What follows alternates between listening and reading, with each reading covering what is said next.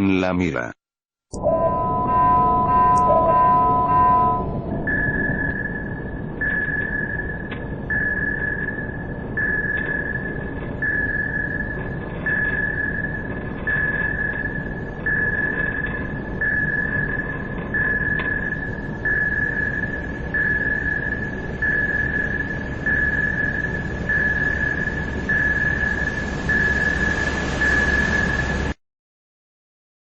La pseudociencia del evolucionismo.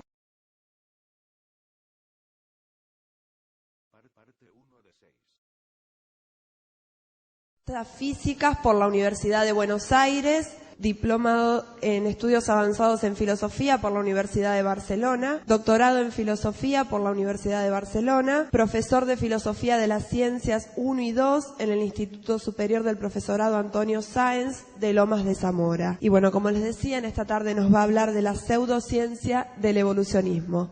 Agradecemos mucho su presencia y le cedo la palabra. Aclaración primero, no soy doctor en filosofía, espero serlo.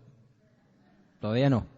El propósito de esta presentación es realizar un examen crítico de la teoría de la evolución desde las ciencias particulares y la filosofía. Como veremos, el juicio va a ser negativo con respecto al evolucionismo, tal cual nos lo presentan los medios masivos de comunicación e inclusive la comunidad científica internacional. Vamos a comenzar por exponer en forma sucinta la doctrina evolucionista. Sabemos que el origen de esta teoría se remonta al siglo XIX, cuando en el año 1859 un naturalista inglés, Charles Darwin, luego de un viaje alrededor del mundo en la corbeta Beagle, escribió un libro que causó realmente una conmoción extraordinaria en el campo de las ideas. El título del libro es El origen de las especies. Darwin pretendía en este libro dar una explicación racional y natural al origen de todos los seres vivientes sobre la faz de la Tierra, tanto vegetales como animales. Darwin postulaba un mecanismo por el cual habrían aparecido todas las especies vivientes. Lo llamó selección natural. Él llegó a esta idea de selección natural partiendo de la observación del modo en que procedían los criadores de ganado en su Inglaterra natal. Él observó cómo los criadores de ganado, de tipo bovino, equino, etcétera, por medio de cruzas convenientemente elegidas, habían logrado una gran variabilidad dentro de las especies. Si uno piensa, por ejemplo, en los perros, por medio de cruzas convenientemente elegidas, uno puede obtener desde un chihuahua hasta un gran danés y todas las variedades de razas distintas de perros que conocemos. En consecuencia, Darwin postuló que la naturaleza obra como un gran criador, no creador, sino criador, a la manera de los granjeros ingleses. La naturaleza también habría perfeccionado características de los individuos hasta lograr la diversidad de especies diferentes que conocemos en la actualidad. En consecuencia, Darwin ideó un concepto nuevo que trajo muchísima cola desde todo punto de vista, el de supervivencia del más apto. Según él, la naturaleza favorecería el desarrollo de los caracteres propios de los individuos más aptos. Todos tenemos alguna idea de este concepto, pues ha sido divulgada de todas las formas posibles por los medios de comunicación. En la lucha por la supervivencia, por ejemplo, la gacela más rápida va a sobrevivir frente al acecho del león. A su vez, esa gacela más rápida transmitiría su rapidez a sus descendientes. Lo mismo con cualquier tipo de ser vivo. El más apto en la lucha por la supervivencia transmitiría esa aptitud a su descendencia. Con el correr de millones y millones de años, o sea, un tiempo suficientemente prolongado, pequeñas divergencias irían amplificándose hasta producir todos los seres vivos que conocemos en la actualidad. La selección natural entonces sería el mecanismo por medio del cual aparecería la diversidad de seres vivientes que conocemos. Pero Darwin, en aquella época, no tenía suficiente base biológica para hacer estas afirmaciones. Sin embargo, paralelamente a sus investigaciones, tiene lugar un descubrimiento revolucionario, el de las leyes de la herencia, realizado por un monje agustino de origen checo, el padre Gregorio Mendel, quien entre 1856 y 1864 descubre las leyes de la herencia, o sea, el modo en que se transmiten los caracteres específicos de los progenitores a su descendencia. Sabemos que el descubrimiento del padre Mendel cayó en el olvido durante décadas, pero fue redescubierto y afortunadamente se le dio mucho tiempo después el crédito por él mismo. Él realizó sus investigaciones cruzando guisantes, o sea, Porot. Por fin, ya en pleno siglo XX, entre 1930 y 1940, surge la teoría definitiva de la evolución, llamada neodarwinista o sintética. Neodarwinista, pues, es un perfeccionamiento de la teoría original de Darwin, adjuntándole los descubrimientos de la genética moderna. Sintética por tratarse del resultado de la síntesis de dos ideas fundamentales, la selección natural y la genética moderna. ¿Cuáles son los dos pilares básicos de esta teoría neodarwinista o sintética de la evolución? Uno, la selección natural, que acabamos de escuchar, que se le debe a Darwin. Y el otro es, diríamos, el motor de la evolución, lo que le da su razón de ser a todo el proceso, las así llamadas mutaciones aleatorias. Se descubrió, a raíz de las investigaciones de la genética, que dentro del ser vivo, en lo más íntimo de él, se producen pequeños cambios o mutaciones. Mutar, como sabemos, es cambiar. Y esos cambios son aleatorios, o sea, al azar. Cambios al azar que se van dando dentro del ser vivo y que la selección natural, a modo de criba, iría filtrando, seleccionando. Todos sabemos que los seres vivos están compuestos por células. A su vez, las células tienen una membrana, un citoplasma y un núcleo. Y dentro del núcleo hay unos corpúsculos llamados cromosomas. Estos cromosomas, que están dentro del núcleo, están compuestos por una sustancia llamada ácido desoxirribonucleico o ADN. Este ADN es una gigantesca macromolécula, gigantesca en términos moleculares obviamente, de varios millones de peso atómico, de forma espiralada, una doble hélice, cuyos tramos se denominan genes. Los tramos del ADN se llaman genes, los famosos genes de los cuales escuchamos hablar tanto en la actualidad.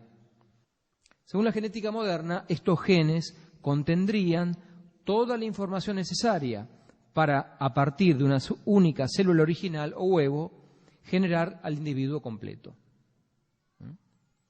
Se nos dice habitualmente que en este código genético del ADN está toda la información para que, por sucesivas divisiones celulares, desde el huevo inicial se llegue, en el lapso que corresponde a cada especie, al individuo adulto. Pues bien, sabemos que las células se dividen, pero para que se divida una célula primero tiene que dividirse el núcleo. Y antes de dividirse el núcleo deben dividirse los cromosomas.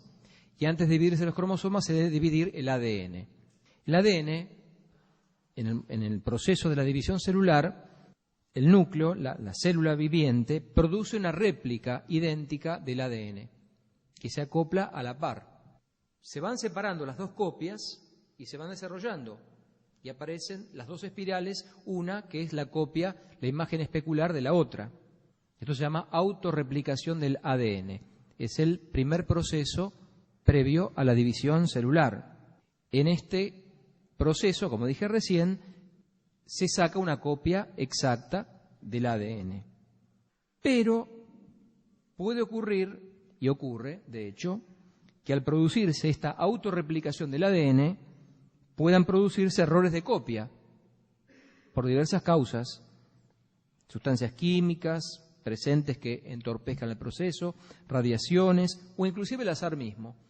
Pensemos que son miles y miles y miles de moléculas que tienen que copiarse. Bueno, como en todas las cosas de la naturaleza, el azar, lo aleatorio, interviene. Hay pequeñas diferencias, pequeños errores. Este error de copia obviamente pasa a la nueva célula, porque pensemos que la copia va a integrar el código genético de la nueva célula, una de las dos células que procede de la división. A su vez, esta célula se dividirá y transmitirá ese error a todas las células que provengan de ella. Entonces, el error de copia se transmite. Si dicho error de copia afecta a una célula germinal, un óvulo o un espermatozoide, la variación se va a transmitir a la descendencia. En consecuencia, este mecanismo podría ir produciendo la variación de las especies a lo largo del tiempo, y la selección natural obraría a la manera de un filtro de todo el proceso, haciendo que aquellas mutaciones que no sirven produzcan la desaparición de ese animal. Por ejemplo, una mutación que hiciese al animal más lento provocaría la desaparición de dicha estirpe. A su vez, una mutación que permitiese al animal desarrollar una habilidad que lo hiciese más apto en la lucha por la supervivencia, atravesaría el filtro de la selección natural y se perpetuaría en su descendencia, que estaría así más capacitada para sobrevivir. Entonces, con el correr de millones y millones y millones de años, esos pequeños cambios como que se irían multiplicando suavemente, una gran deriva histórica y biológica, y produciría la variabilidad de especies que vemos en la actualidad sobre la faz de la Tierra, habiendo provenido, obviamente, de un primer ser viviente, unicelular, al comienzo de la historia de la vida en la Tierra, pónganle hace 900 millones de años. Esta es, palabras más, palabras menos, la teoría de la evolución tal cual se la enuncia comúnmente en los ámbitos científicos y educacionales. Y ahora voy a hacer una serie de consideraciones sobre las consecuencias de lo que acabamos de decir, qué implica todo lo que acabamos de decir, para luego realizar la crítica. Lo primero que voy a decir es de enorme importancia y yo creo que se aplica a todas las ciencias modernas. La teoría no es más de lo que hemos explicado. ¿Qué quiero decir con esto? Ustedes podrán abrir un libro de evolucionismo o de genética evolucionista y capaz que tiene 3 tomos de 1000 páginas. Van a encontrar montones de fórmulas, reacciones complicadísimas, y ustedes van a decir, esto es inentendible. Yo no puedo entender esto. Bueno, no es tan así. Toda teoría científica moderna puede ser expresada en términos cualitativos, comprensibles para toda persona de inteligencia media. Y es una trampa, yo diría, de la ciencia moderna revestirse de un recubrimiento cuasi esotérico de matemática y de formas extrañas para hacer impenetrables esas doctrinas al ego. Entonces la persona se encuentra de repente frente a un formuleo y una semántica totalmente desconocida y cree que esa teoría es complejísima e inentendible. Eso es falso. Toda teoría es pasible de ser expresada en términos comprensibles por una persona de inteligencia normal. Y si no se hace eso es porque no se quieren decir las cosas como son. Entonces yo puedo recubrir todo esto de infinidad de fórmulas, pero la teoría es básicamente lo que dije y no es más que lo que dije. Les puedo asegurar que no es más que lo que dije, expresado en términos cualitativos, simples. Y lo mismo podría pasar con la relatividad, con la mecánica cuántica, con lo que se les ocurra. Puede ser entendido. Y esto yo lo digo continuamente en las clases de filosofía de la ciencia. Porque, repito, es muy común que los científicos armen una brecha, digamos, insuperable para las personas y se conviertan como los sumos sacerdotes de una ciencia esotérica que impresiona grandemente al hombre moderno. Y así como pongo este ejemplo, podremos hacer lo mismo con una cantidad de doctrinas científicas de la modernidad. Y muchas veces la gente no tiene idea de las implicancias de lo que se está diciendo. En cambio, si uno puede reducirlo a algo comprensible, la gente vería las implicancias. Bueno, vamos a ver las implicancias del evolucionismo en términos comprensibles. En primer lugar, el evolucionismo, tal cual acabamos de enunciar, implica la idea de cambios lentos y graduales, regidos solo por el azar, o sea, la casualidad. Darwin hace así suya la antigua frase natura non facit saltus, o sea, la naturaleza no da saltos.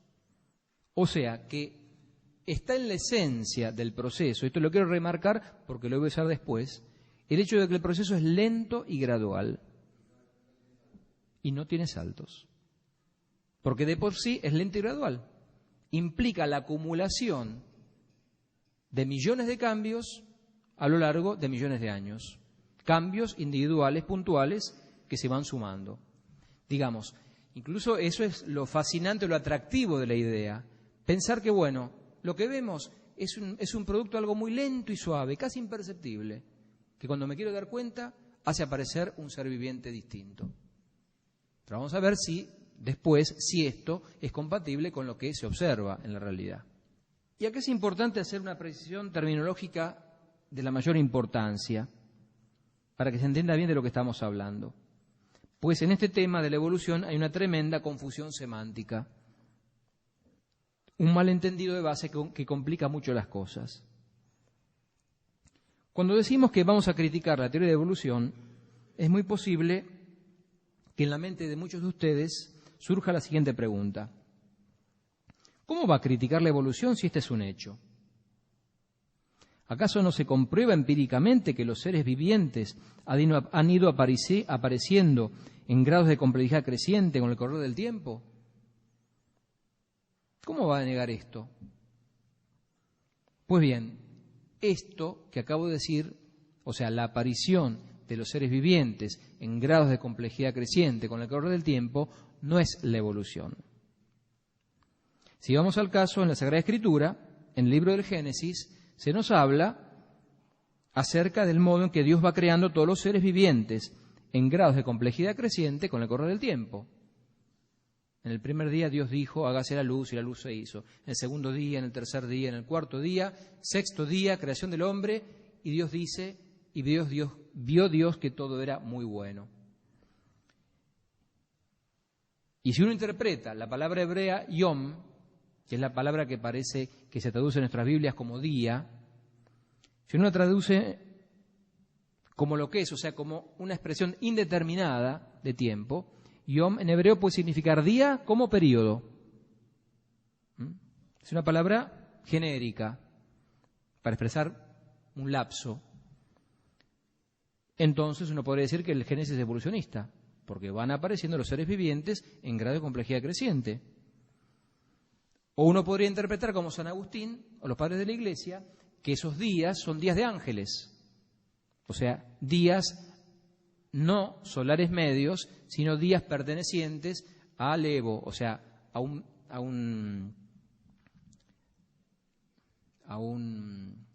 una duración distinta de la medida espacio-temporalmente por el ser humano.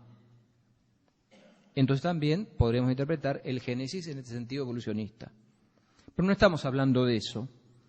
Cuando se habla de evolución, o cuando se usa la palabra de evolución modernamente, en realidad se está hablando de una interpretación causal de los hechos.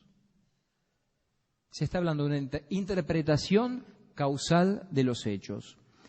No se está hablando de los hechos, o sea, de que los seres vivos hayan aparecido en forma crecientemente compleja con el correr del tiempo. Algo que por otra parte es perfectamente lógico, pues antes de que haya plantas debe haber minerales. Y antes de que aparezcan los animales debe haber plantas que les sirvan de alimento. La naturaleza va como apoyándose en los reinos inferiores antes de que aparezcan los superiores. Se apoya en una base firme para ir construyendo la escala natural. Los seres superiores piden, entre comillas, la existencia de los seres inferiores. Pero eso no es el hecho de la evolución, sino que ésta consiste en una interpretación causal de dichos hechos, o sea, la pretensión de explicar cómo se produjeron esos hechos. O sea, yo lo que voy a criticar no es la aparición de los seres vivos en grados crecientes de complejidad con el tiempo, no. Yo lo que voy a criticar es el modo en que el evolucionismo explica eso. Y ahí está toda la cuestión. Y lo que el evolucionismo pretende en realidad es lo siguiente: explicar la aparición de todos los seres vivos en grados de complejidad creciente con el correr del tiempo por la sola acción de las fuerzas físico-químicas puramente materiales guiadas, entre comillas, por el azar. O sea, el materialismo más puro y más crudo que se pueda pensar. Y esto es lo que vamos a tratar de impugnar, mostrando que es algo absolutamente falso. O sea, el evolucionismo, repito, esto es muy importante para que entendamos qué es lo que estamos diciendo. Pretende explicar la aparición de los seres vivientes solamente por la acción de las fuerzas físico-químicas, por azar, sin que intervenga ningún tipo de entidad superior que dirija, comande, impulse la evolución. La evolución se produciría sola, automáticamente, por la autovariabilidad de la materia. Yo lo que voy a tratar de mostrar es que no alcanzan las potenciales de la materia para producir la aparición de seres vivos. Simplemente eso, porque lo que el evolucionismo dice es que no hay que apelar nada más. Bueno, eso es insuficiente. Entonces, repitiendo lo dicho, porque esto creo que es muy importante, el hecho de la aparición sucesiva de todos los seres en grados de complejidad creciente no es el hecho de la evolución, sino que esta consiste en una interpretación causal de los hechos. ¿Cuál es la causa, según el evolucionismo, de la aparición de todos los seres vivos?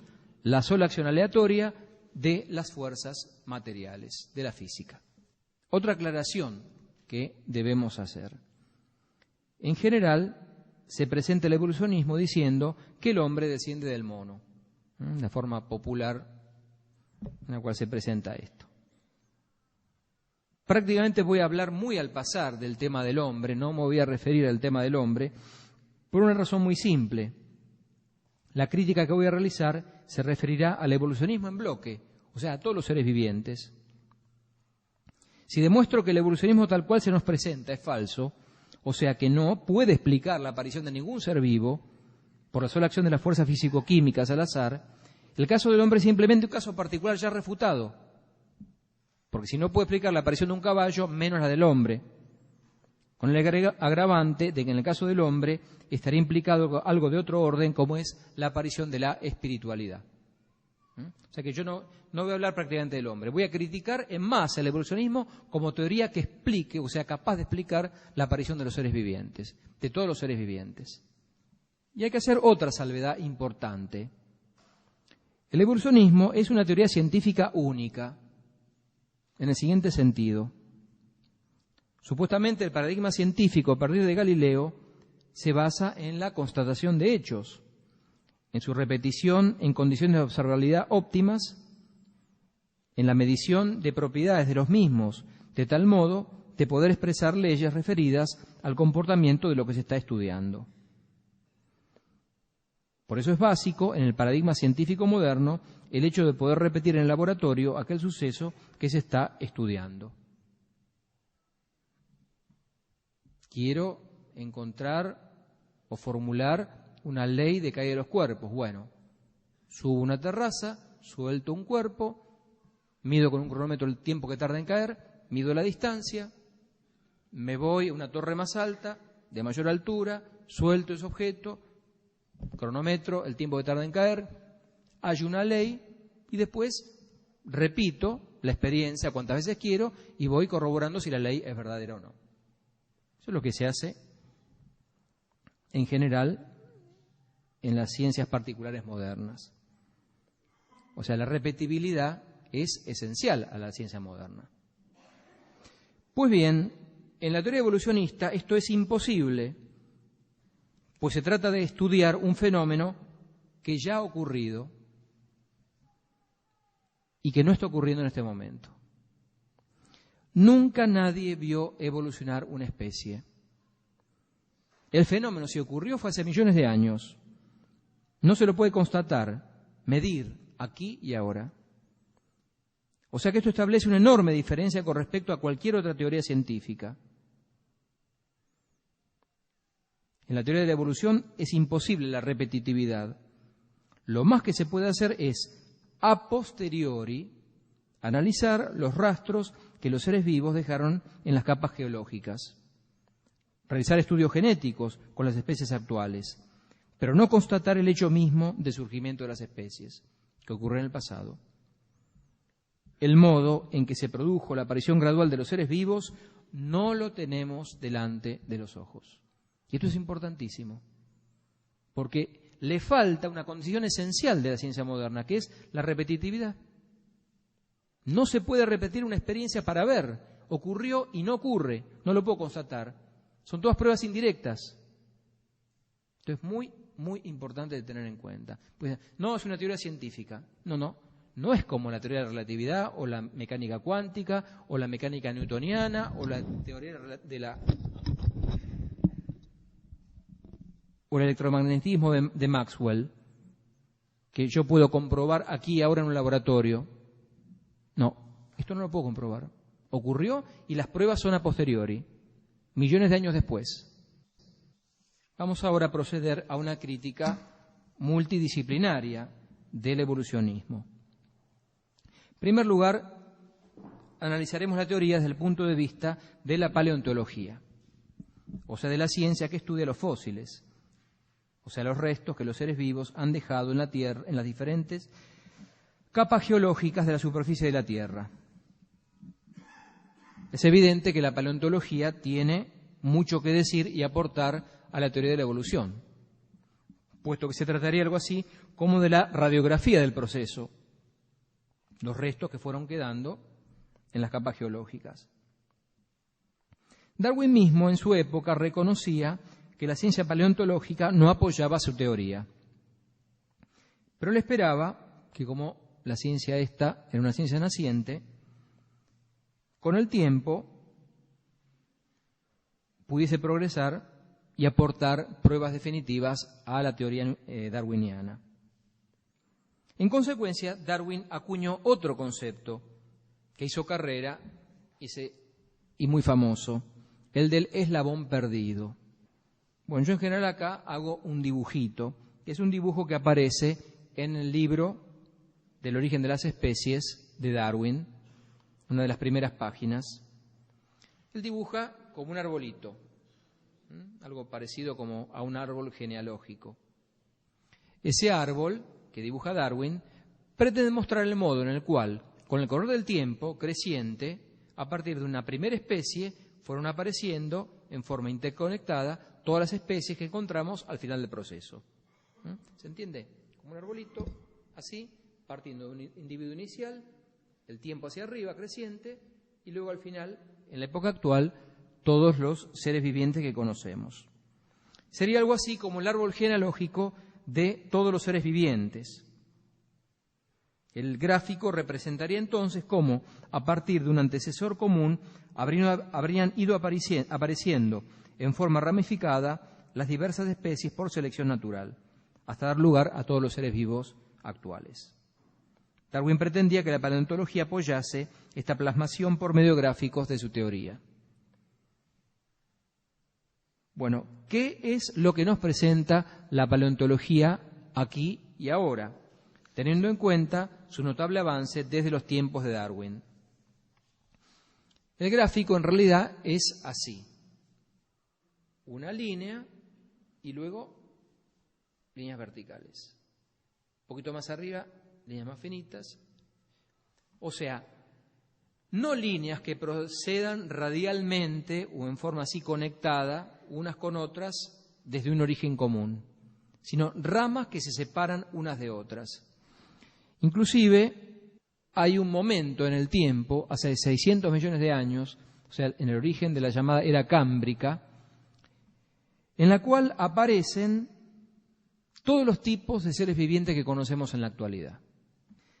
600 millones de años para atrás solo se encuentran en los registros paleontológicos seres muy primitivos, seres unicelulares, algas, esponjas, mientras que del Cámbrico para acá, en un lapso muy, muy, muy breve, de pocos millones de años, aparecen de repente, surgen todos los grandes tipos o fila de seres vivientes: artrópodos, celenterados, espóngidos, cordados, etc. O sea que con unos pocos millones de años de diferencia para atrás o para adelante, aparecen todos los tipos de seres vivientes que conocemos en la actualidad, diferenciados y desarrollados sin conexiones de unos con otros, por medio de supuestos eslabones perdidos. Lo mismo ocurre en la era secundaria, en la era terciaria, o sea, apariciones, surgimientos explosivos de los seres vivientes. No aparecen por ninguna parte los así llamados anillos de conjunción o eslabones perdidos entre especie y especie. El gradualismo, que era esencial a la teoría de evolución, como acabamos de decir, no se encuentra en los registros fósiles. Y esto es tan así que un biólogo, Stephen Gould, salió, por así decir, al rescate de la teoría, postulando el llamado equilibrio puntuado. Él dice que hay momentos de detención o de desaceleración de la evolución y momentos de gran impulso o de gran aceleración, en los cuales de repente aparece la gran diversidad. Obviamente que esto es un intento de explicar lo que acabamos de decir. Ahora bien, si acabamos de decir justamente que por su misma naturaleza la evolución es lenta, gradual y por acumulación de pequeños cambios a lo largo de eras, y esto es el atractivo de la teoría, ¿cómo se condice esto con este llamado equilibrio puntuado? Aceleraciones o desaceleraciones. La respuesta es obvia, no hay compatibilización posible. Inclusive algunos han hablado de evolución en explosión, lo que es una contradicción en los términos. Algo así como hablar de un círculo cuadrado o de un móvil inmóvil, pues la evolución, repetimos, implica de por sí cambios lentos y graduales. Porque estas mutaciones aleatorias de las cuales hablamos hace un rato se producen permanentemente. En este momento en nuestros cuerpos, en algunas de las células que se están dividiendo en nuestro cuerpo, se están produciendo errores de copia. En este momento. Eso es permanente. No es que eso se acelere o se desacelere. ¿No? Permanentemente ocurre. Es algo que ocurre de por sí en los seres vivientes. El fuerte de la teoría, aquello que sobre todo cautiva la inteligencia, como dijimos, es la confianza en que la acumulación de a lo largo de inmensos periodos de tiempo de pequeños cambios produciría finalmente grandes diferencias que notamos entre las especies de los seres vivientes. Pues bien, en la realidad se observa el fenómeno opuesto, la carencia universal de transiciones graduales entre los fósiles. Y este es un fenómeno universal en todos los puntos de la superficie de la Tierra y en todas las eras geológicas. No es un fenómeno aislado de tal o cual lugar o era. Es un fenómeno que se repite en todas las eras. Y por más que avancen las excavaciones y por más que avance la paleontología, incluso ya dado por un hecho, lo que dije, la carencia universal de transiciones graduales entre los fósiles. Hay una objeción más sutil, esto es un poquito más difícil de entender. Si el gráfico de Darwin fuese el verdadero, el del arbolito, no el arbusto achaparrado, que es lo que se encuentra, sino el arbolito con las ramas bien unidas suavemente una con otra, el orden secuencial de aparición de los seres vivos sería el siguiente. Primero los individuos, por diferenciación de individuos las especies, por diferenciación de especies los géneros, luego los órdenes, luego las clases y por fin los tipos, o sea, la clasificación de los seres vivientes en forma ascendente. Es lógico, yo primero tendría seres muy parecidos unos a otros, que de a poquito se van diferenciando, o sea que las grandes diferencias, los tipos, los fila, tienen que aparecer al final del proceso. Inicialmente son muy parecidos, al final del proceso son muy distintos. Es la consecuencia lógica del evolucionismo. Nuevamente, lo que se encuentra es exactamente lo contrario. Los fila aparecen desde el comienzo y las especies al final. Hay variaciones bruscas, explosivas, de seres completamente distintos, imposible de conectar causalmente unos con otros. Inclusive, no aparecen nuevos tipos después de la era cámbrica. Hasta hace 5 años se decía que los cordados, o sea, los seres que tienen una columna vertebral, como nosotros, aparecieron luego del cámbrico. Bueno, se han descubierto hace 5 años fósiles en China de cordados de la era cámbrica. O sea que todas las grandes clasificaciones de los seres vivientes ya aparecen desde el cámbrico y no se modifican hasta la actualidad. Este hecho recibe el nombre técnico de sucesión de los taxa en sentido involutivo. Y es una objeción realmente fuerte y contundente. Se pueden dar incluso las cifras de tipos, clases, órdenes, familias, géneros, especies, por cantidad de apariciones a partir del Cámbrico. Y el orden es al revés del que habría que esperar por el evolucionismo.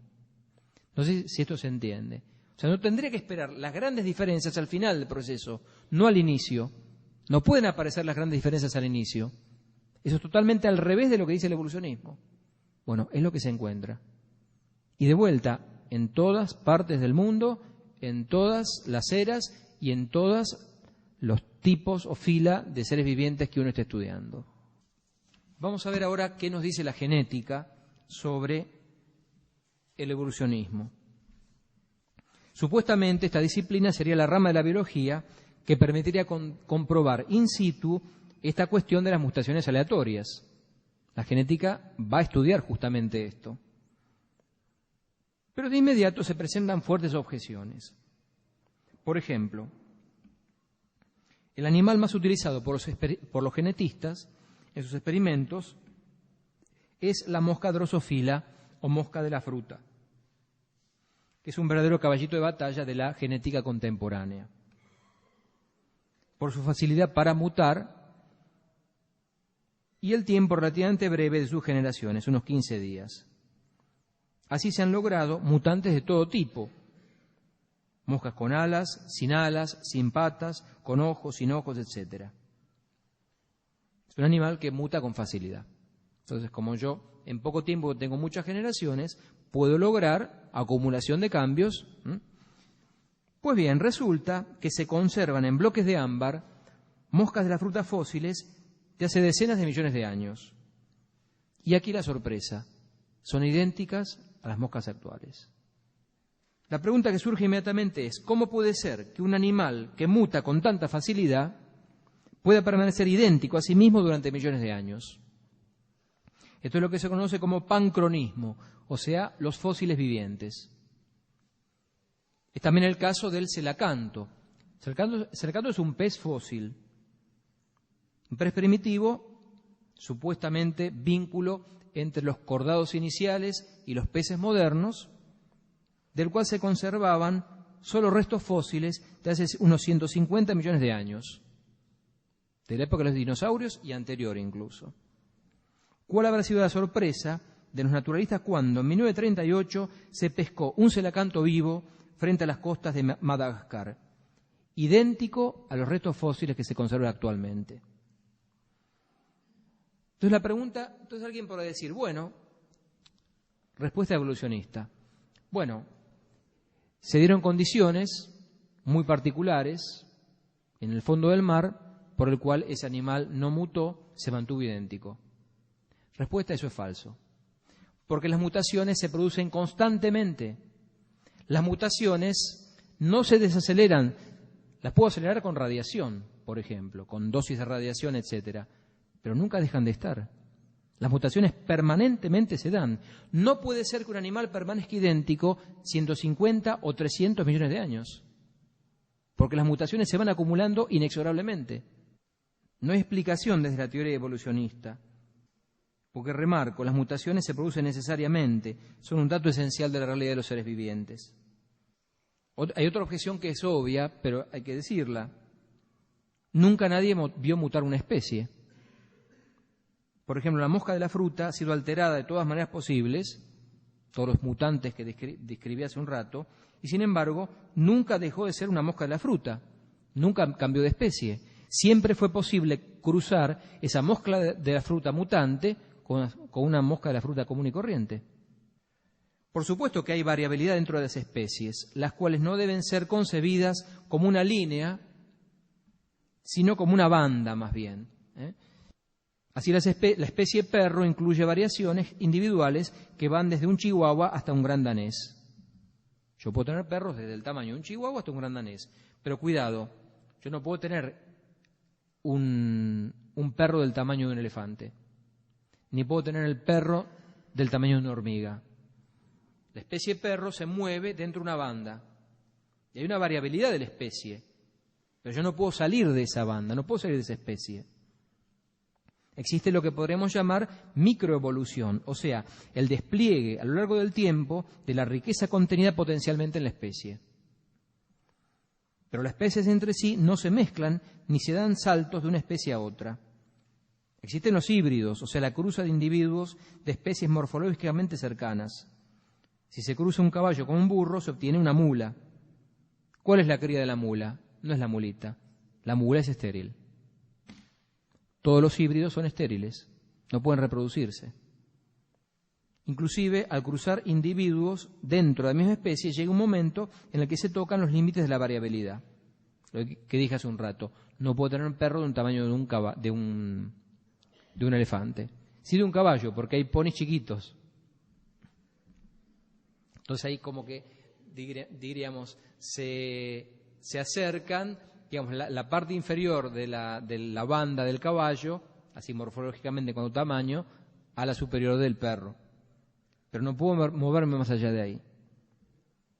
Rápidamente, después de un cierto número de cruzas, se llega a los límites específicos infranqueables. Por ejemplo, Darwin, en el libro, empieza a hablar de cómo varían los picos de unas aves en las Galápagos que quedaron aislados después de millones de años en unas islas y en otras. Entonces dice, ven cómo va variando. Sí, es la variación propia de la especie. Pero de ahí a decir que cambiamos de especie y que adquirimos, como vamos a ver dentro de un rato, órganos nuevos, hay un salto enorme, que es lo que no se puede explicar. Además, desde hace unos 15 años de esta parte, ha ido ganando posiciones en la genética la así llamada teoría neutralista, que afirma que las mutaciones no son selectivas, o sea que no producen cambios apreciables en las especies, sino que son o neutras o directamente perjudiciales y letales para el individuo y la especie. O sea, que hay mutaciones, pero que el ser viviente es como las va arrinconando, las va neutralizando, y si son realmente se acumulan demasiadas mutaciones que contrarían el funcionamiento de la célula, bueno, eso produce la muerte, o neutrales o perjudiciales, no pasibles de hacer evolucionar al ser viviente.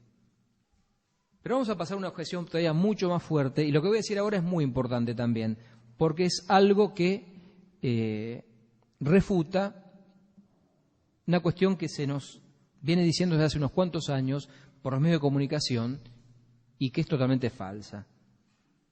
Y que basta usar un poquito de sentido común para darse cuenta que es falsa. ¿Ustedes se acuerdan que hace un rato, cuando empezamos a exponer los fundamentos del evolucionismo, dijimos que los genes contendrían toda la información necesaria para, a partir de una única célula embrionaria original, generar el individuo completo? Pues bien, esto no es verdad. Lo que se sabe positivamente es esto. A cada gen del ADN le corresponde una proteína. ¿Qué significa esto? Que la maquinaria celular, que es una cosa extraordinaria y de una complejidad casi impensable, va leyendo el ADN, reconoce un gen y sintetiza a partir de ese gen una proteína. Lee otro gen, sintetiza otra proteína. Otro gen, otra proteína. Las proteínas son los ladrillos básicos de las células. Las células son básicamente complejísimas combinaciones de miles e incluso decenas de miles de proteínas, que son moléculas orgánicas complejas. Entonces, lo que se sabe positivamente es que a cada gen le corresponde una proteína. Cada gen contiene la información necesaria para que la maquinaria celular sintetice las proteínas constitutivas de las células a partir de moléculas orgánicas más simples o aminoácidos. Y nada más.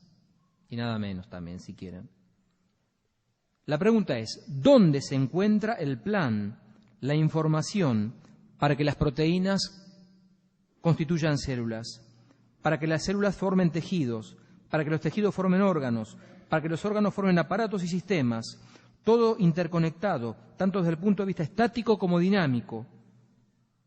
Esto es un misterio. Y la biología actual no sabe dar una respuesta a esto. Repito, el ADN me dice simplemente cómo construye la célula tal proteína, pero cómo se interconectan las proteínas para formar una célula nerviosa y otras para formar una célula muscular y para después juntas formar un órgano y para todos los órganos formar un sistema, eso no se sabe dónde está. En realidad uno sabe dónde está, pero ahora vamos a referirnos dentro de un rato. Lo que sí se sabe es que dicha información no se encuentra en los pocos decenas de miles de genes que constituyen el ADN de los seres vivos. Para que tengan idea, hace aproximadamente 2 años se logró descifrar el genoma humano completo y se comprobó que el hombre tiene en su ADN 30.000 genes. Fue una sorpresa muy grande porque se esperaba que hubiese muchísimos más genes. ¿Saben cuántos genes de diferencia tiene el hombre con respecto al ratón? 300. Nada más que 300 genes de diferencia entre el hombre y el ratón, o sea, el 1% del total.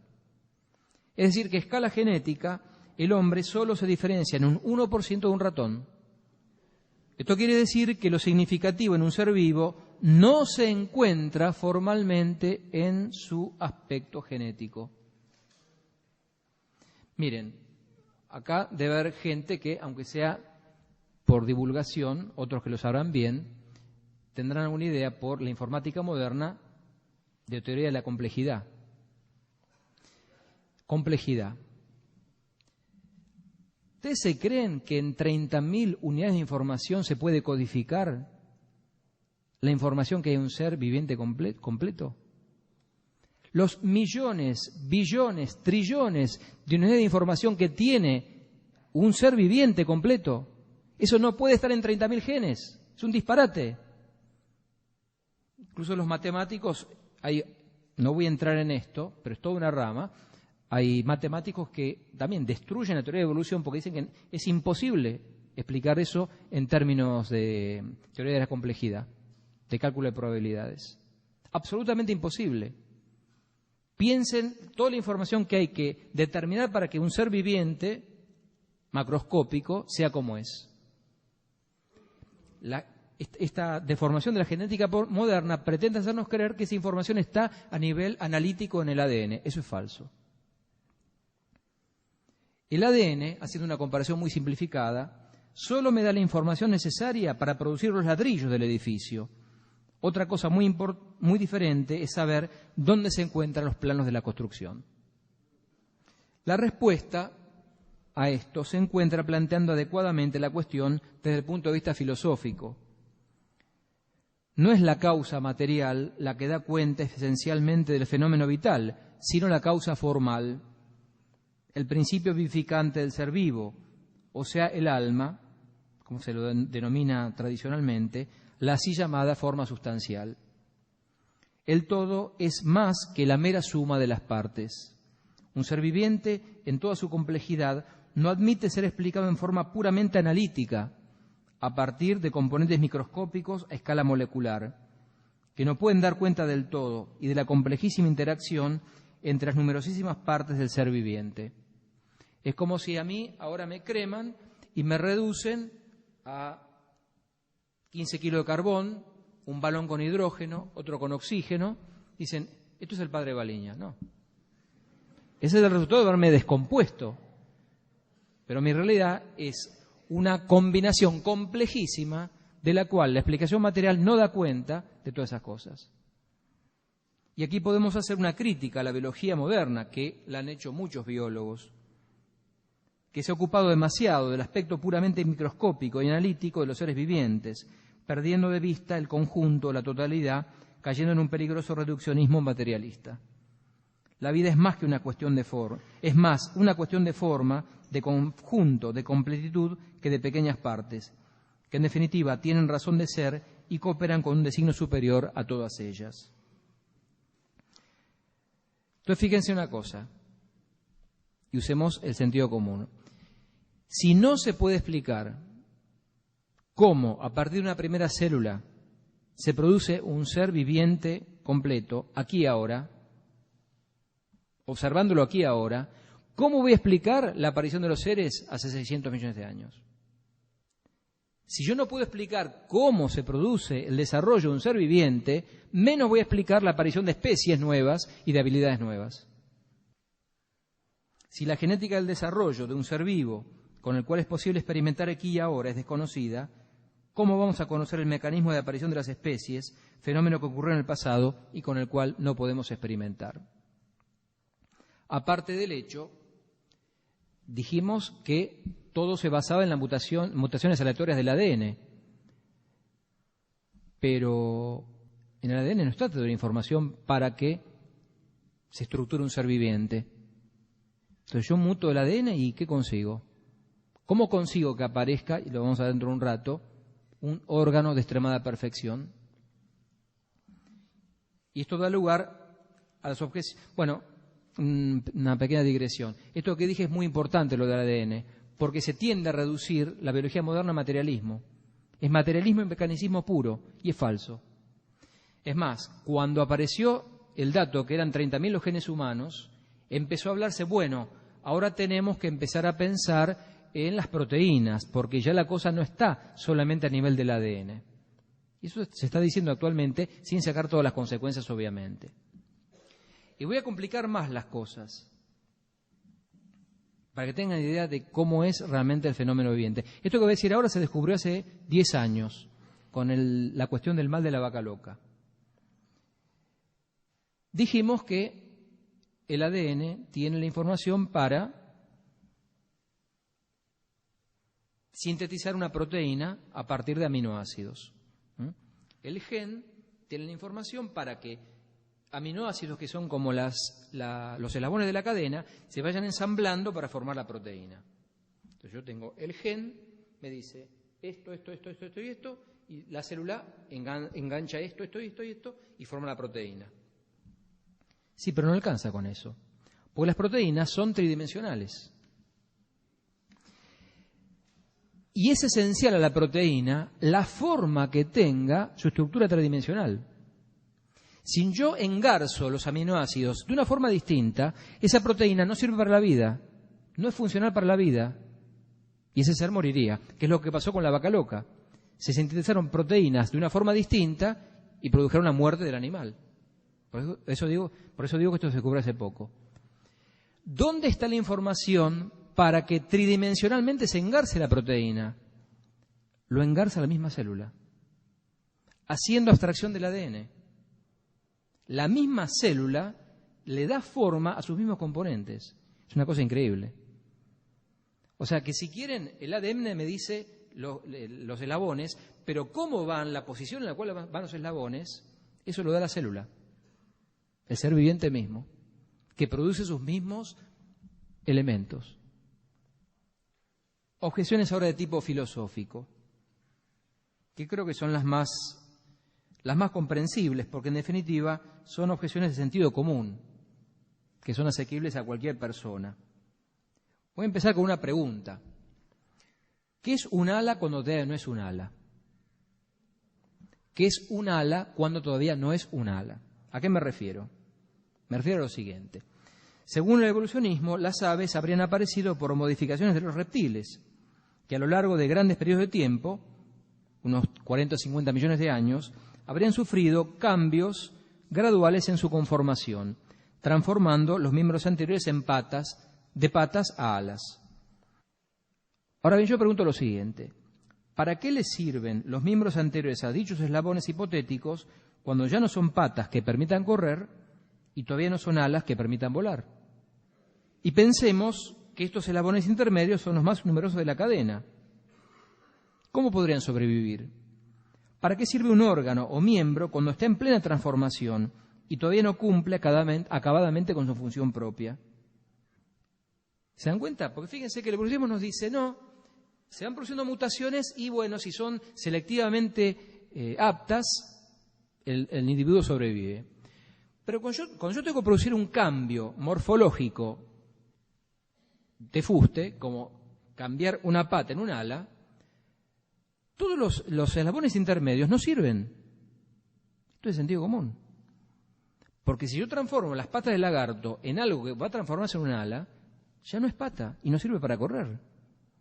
Y en todos los estadios intermedios tampoco es ala y no sirve para volar. O sea que los seres intermedios, las decenas de miles de seres intermedios, son inviables evolutivamente. Es viable el término inicial y el término final, no todos los intermedios. Evidentemente, estos seres no tendrían todavía ventajas competitivas en la lucha por la supervivencia y perecerían sin poder transmitir a la descendencia su supuesta ventaja evolutiva. Las transiciones hipotéticas no son viables, solo lo son los órganos y sistemas concluidos y perfectos en su función propia.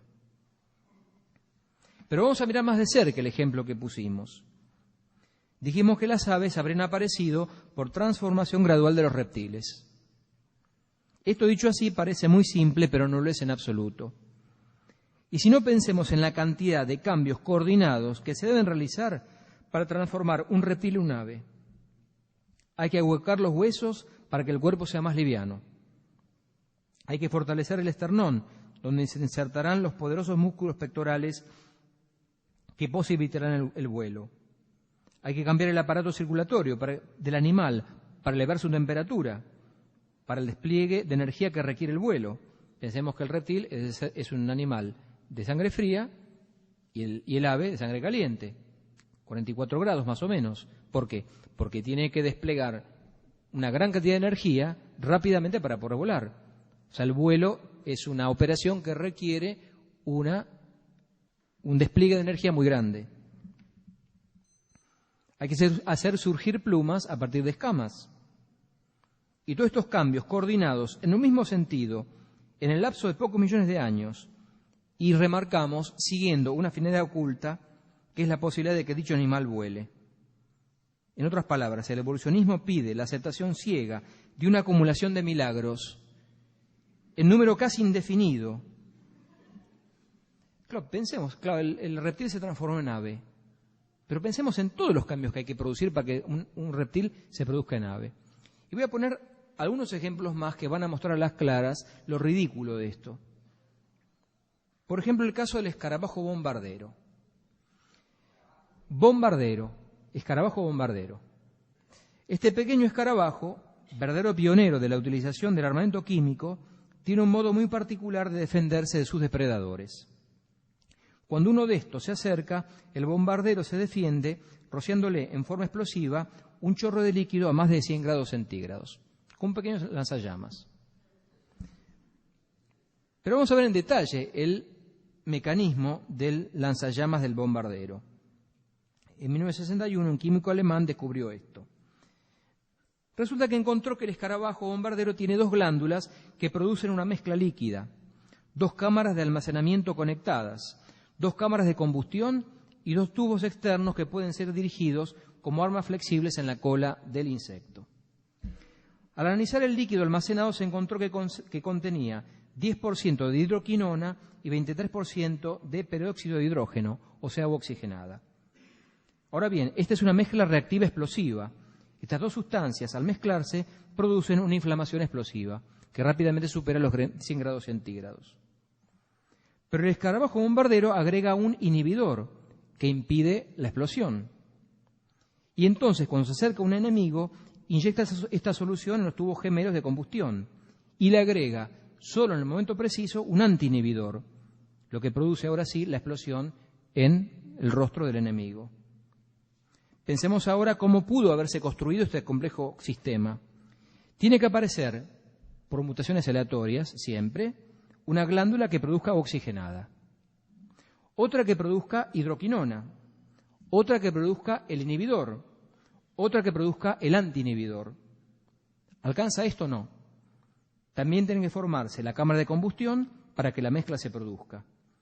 Y todo esto debe producirse de forma simultánea, porque si, por ejemplo, produjese el peróxido de hidrógeno y la hidroquinona y los mezclase en la cámara sin el inhibidor, el escarabajo reventaría. Y si no tuviese el inhibidor, Y si tuviese el inhibidor, pero no apareciese el antiinhibidor, no habría explosión posible. O sea que el mecanismo tiene sentido como un todo, sin que pueda faltar ninguna parte, y todas tienen que estar presentes desde el comienzo y simultáneamente. Es lo que llaman algunos científicos antievolucionistas mecanismos de complejidad irreductible. Hay mecanismos que si no están completos no funcionan. Y no tiene sentido la aparición evolutiva o sucesiva de las partes. Porque si no está todo completo, no funciona nunca. Entonces, el animal o revienta o no le sirve. Tiene que estar todo desde el comienzo. Pues bien, el evolucionismo nos dice simplemente que todo este complejísimo mecanismo se produjo por puro azar. Miren, créanme, hasta dónde llega la ideología, ¿no? Hay una página en Internet donde un evolucionista dice, desafiante, bueno, los creacionistas dicen que no es posible del escarabajo, yo voy a explicar cómo es. Y empieza a decir, tiene que pasar esto y esto y esto. Una asociación de 15 cosas que el hombre no se da cuenta que es imposible que aparezcan. Y que por azar de casualidad, por combinación de moléculas, aparezca todo esto. Las cámaras, la glándula que produce el peróxido de hidrógeno, la glándula de hidroquinona, la otra cámara de combustión, el inhibidor, el antiinhibidor. Pero no se dan cuenta que es un disparate. ¿Que es más fácil decir que Dios lo creó? A pensar que es la acumulación de moléculas, de choques de moléculas que produce eso. Y voy a seguir, porque podemos poner miles y miles de ejemplos tomados de los reinos animal y vegetal, de órganos y sistemas de extrema complejidad. Miren, incluso Darwin tiene un capítulo en el libro en el cual habla de los órganos de extrema complejidad y dice, no veo cómo el ojo pudo haberse producido en forma evolucionista. Lo dice Darwin. Él apela a que en el futuro se encuentre algo. La teoría tal cual no explica nada. Por ejemplo, cómo produce la luciérnaga, la luz fría, con que engalana nuestros jardines en las noches de verano. Posee en su abdomen una glándula que produce una sustancia llamada luciferina y otra que produce una sustancia llamada luciferasa. Cuando estas dos sustancias se mezclan, producen luz fría. Pero esto no basta, pues hace falta concentrar y enfocar la luz producida. Entonces, la lucierna posee miles de células espejadas en su abdomen que forman un espejo cóncavo, como los de los faros de los autos. Entonces, imaginemos cómo se pudo haber producido esto por mutaciones aleatorias. Una serie de mutaciones aleatorias para producir la glándula que genera la luciferina.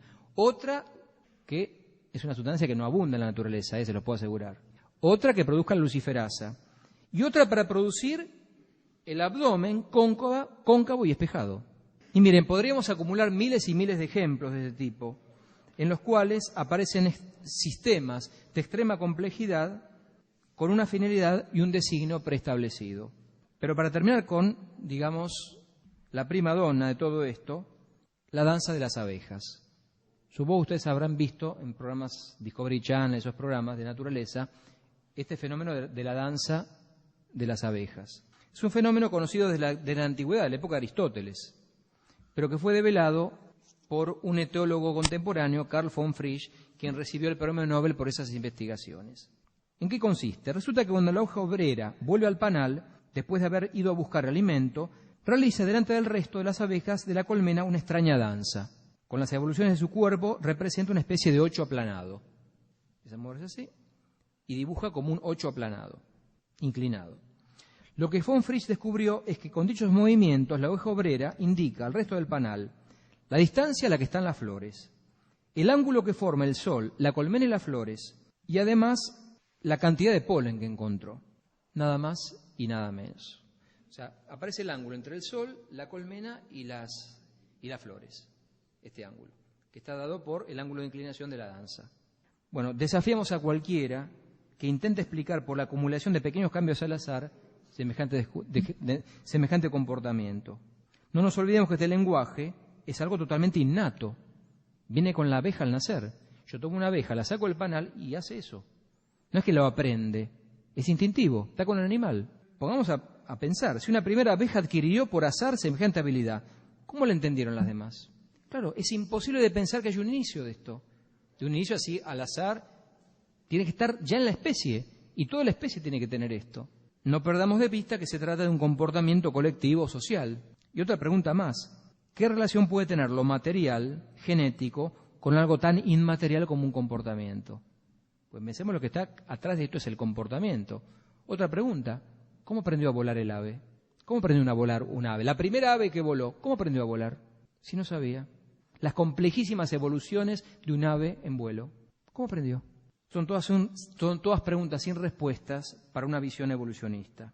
Sin pretender multiplicar al infinito los ejemplos, la pregunta fundamental que nos hacemos es la siguiente. ¿Es posible explicar la extraordinaria complejidad de los seres vivos, sus mecanismos vitales, órganos de extrema precisión y comportamientos solo al azar? En definitiva, la teoría evolucionista nos pide aceptar una acumulación extraordinaria de milagros, pues el azar es, en definitiva, su único intento de explicación. El orden a partir del caos, o sea, algo metafísicamente absurdo y contradictorio. Quiero terminar con lo siguiente. Se podría hablar mucho más, por ejemplo, del origen de la vida. No directamente el evolucionismo no tiene respuestas, reconocido por sus mismos propugnadores. Yo hace muchos años que doy esta charla, muchos años. Y a veces me han preguntado por qué un sacerdote se dedica a hablar de esto, o qué importancia tiene. Yo creo que tiene una importancia extraordinaria, porque creo que el evolucionismo es una de las causas, uno de los elementos que integran la aparición del ateísmo moderno. Y voy a decir por qué. Ustedes saben, Santo Tomás de Aquino describe en la Suma Teológica 5 vías o caminos para que la inteligencia pueda llegar al conocimiento de Dios a partir de lo creado. La quinta vía de Santo Tomás es la vía por el orden del cosmos.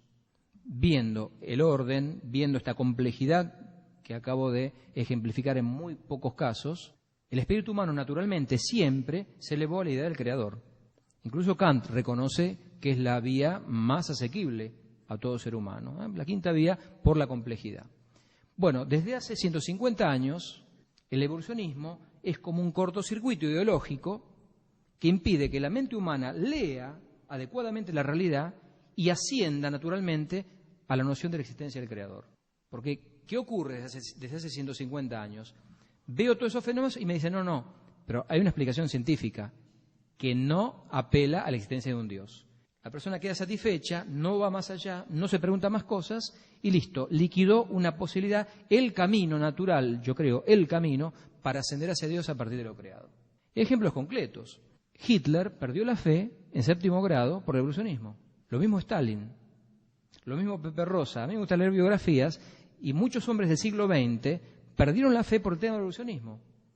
Hitler dice justamente que, ¿cómo era la cuestión? 7º grado, 5ª hora venía el cura y explicaba el Génesis, 6ª hora venía el biólogo y explicaba todo con la evolución, con el peso del prestigio de la ciencia. ¿A quién va a creer un joven? Al científico. Va a decir que lo del cura es una mentira, es un cuento. Lo racional, lo verdadero, lo científico es lo que me presenta la biología moderna con la teoría de la evolución. Con lo cual yo directamente me cegué para poder contemplar la posibilidad de la existencia de Dios a través de la creación. Por eso me parece que es importantísimo hablar de este tema y aclararlo. Yo lo que les pido, miren, créanme o no me crean, pero usen la cabeza. Piensen si tiene consistencia lógica lo que nos presenta el evolucionismo. Simplemente eso, pensar un poco y razonar las consecuencias. Pues es muy importante ver qué implica el evolucionismo, qué es lo que está atrás de él. Esos cambios lentos, graduales, que supuestamente producirían todo. Bueno, pensemos si la complejidad, si la maravilla de la creación es pasible de ser explicada por medios puramente así aleatorios, materialistas, ciegos, al azar. Bueno, ahora tiempo para preguntas. No pongo nada a cambio. Yo no sé cómo Dios creó las cosas. No lo sé. Y miren que yo muchas veces uno se pone a meditar, a pensar cómo pudo haberse dado, cómo pudieron haber aparecido las cosas, los seres vivientes. Es un misterio. Cómo de repente, lo que les dije hace un rato, hace 600 millones de años, aparecen seres completamente diferenciados, de la nada. No hay restos, surgen, como una intervención ahí que cambia las cosas. Después de eso continúan las cosas más o menos igual. De repente otra intervención. O sea, algo bastante parecido a lo que uno encuentra en el Génesis. Primer día, actos creadores. Segundo día, otro acto creador. Tercer día, otro acto creador. Y después, la naturaleza que mantiene las cosas. Pero hay cambios abruptos que uno no sabe realmente cómo pudieron haberse producido. Pero mira, es preferible decir, no sé la respuesta, a dar una respuesta falsa. Esto me parece fundamental. Una cosa es decir, no sé la respuesta, es un misterio, habrá que investigar, o yo creo personalmente que es algo impenetrable por la mente humana, porque de hecho el acto creador es impenetrable por la mente humana, a dar una respuesta falsa. Y el evolucionismo es una respuesta falsa. Lo que pasa es que el evolucionismo se sostiene por razones ideológicas. Esto lo dicen claramente todos sus propugnadores. La única alternativa al evolucionismo es el creacionismo. Es que haya el creacionismo, que haya intervenido un ser supremo, una suprema inteligencia que puso el orden que uno encuentra en los seres vivientes y en toda la creación, y que los vincule y relacione tan perfectamente como se vinculan y relacionan unos con otros. Y non tertium datur, no hay nada en el medio. Yo por eso acá hay una pregunta con respecto al tema, soy reacio al evolucionismo mitigado o evolucionismo cristiano, como se lo ha llamado, Teilhard de Chardin y ese tipo de cosas. ¿Por qué razón? Lamentablemente no traje el libro. La Biblia del evolucionismo, la última formulación del evolucionismo, era de François Monod. Se llama El azar y la necesidad. Es la única última formulación teorética por un premio Nobel, ateo materialista, del evolucionismo. Monod se ríe del evolucionismo mitigado. ¿Por qué razón? El evolucionismo pide todo el tablero. Dice, no es necesario apelar a nada, basta con la interacción de las partículas elementales, guiadas por el azar. No hay que apelar a un Dios ni nada por el estilo. O sea, el evolucionismo lo quiere todo. Y pretender una composición con el evolucionismo es ridículo. Porque si aparece una entidad que dirige la evolución, ya no es evolucionismo. Y esto tenemos que entender. Es una falsa composición débil del evolucionismo mitigado. Y Monod se ríe de Teilhard de Chardin. Lo ridiculiza, pero ustedes no saben hasta qué punto. Dice, no, las cosas no son así. Digan las cosas claramente. O existe Dios o no existe Dios. Y ahí está toda la cuestión. Entonces no existe el evolucionismo mitigado. Porque si aparece una entidad suprema que dirige las cosas, ya no es evolucionismo. Llamémoslo creacionismo por transformación de especies, que es otra cosa. Yo me inclino más por eso. Yo creo en la aparición sucesiva a lo largo de millones de años de los seres. Pero, como digo, con actos creadores que se encuentran en el registro fósil. Aparecen de repente cosas que no estaban. O sea, el curso va suave y lento y gradual y idéntico a sí mismo. De repente, un cambio completo, un giro completo en la aparición de los seres vivientes. ¿Se produce ese cambio? Continuidad. Porque, de hecho, el mecanismo celular y biológico es conservador. Las mutaciones son como imperfecciones de un mecanismo básicamente conservador. Los animales no cambian de por sí, conservan. El código genético es de conservación. Para que aparezcan cosas nuevas, tiene que aparecer algo extrabiológico que produzca los cambios. ¿Cómo es eso? Yo no lo sé, pero de hecho está y se ve. Acá hay una pregunta muy interesante. Dice, Arnaudo publicó en Educa el libro Creación y Evolución, donde presenta algunos argumentos como las similitudes óseas entre los mamíferos que podrían dar alguna base a un evolucionismo moderado, que suponen una teleología en la naturaleza, o sea, finalidad, como enseñaban Aristóteles y Santo Tomás o San Agustín con sus razones seminales. No cabe admitir esta hipótesis como plausible. De vuelta a lo que dije hace un rato, si este evolucionismo mitigado supone la intervención extramundana de una inteligencia suprema, no es evolucionismo. Y no hay vuelta que darle. Lo que se enseña comúnmente como evolucionismo es materialismo puro y crudo. O sea, yo creo que hay una intervención que es, obviamente, con las potencialidades y las virtudes activas y pasivas, que son estas razones seminales de las cuales hablan San Agustín y Santo Tomás. Pero es Dios el que va actuando. Y de hecho Santo Tomás dice que es necesario el acto creador divino para la aparición de nuevas formas sustanciales. Las especies, por así decir, Dios se reserva la aparición de las nuevas especies. La naturaleza las conserva. Hay como 20 preguntas. Acá me preguntan por Harry Potter también, pero es otro tema. Este sería otra conferencia. Me pregunta si el evolucionismo es una negación del orden divino desde un dogma pseudocientífico o pseudofilosófico. Sí, es un ejemplo de la ideología moderna. ¿Ciencia y fe nunca se dan la mano? Esta pregunta, daría para todo un curso, ¿no? Por supuesto que ciencia y fe se dan la mano. Y la explicación en clave cristiana, Fidel Ratio, pero todavía mucho más atrás Santo Tomás de Aquino. es uno y el mismo el creador del orden natural y del orden sobrenatural. Como sabemos que es uno solo el creador de ambos órdenes, obviamente que hay relación y armonía entre ciencia y fe. El gran problema es que desde Galileo, Descartes y Bacon se ha producido un divorcio entre la ciencia y la fe. Divorcio que todavía no se ha llegado a componer en la actualidad y al contrario, uno ve la separación todavía más marcada que nunca. Pero por supuesto que son compatibles. En mi caso particular, yo soy licenciado en física y soy sacerdote. Y digamos que ha sido mi empeño, desde mi ministerio sacerdotal, tratar de compatibilizar estos ambos aspectos, que son absolutamente compatibles. Lo que no es compatible es la falsa ciencia con la verdadera fe. Y el evolucionismo es falso.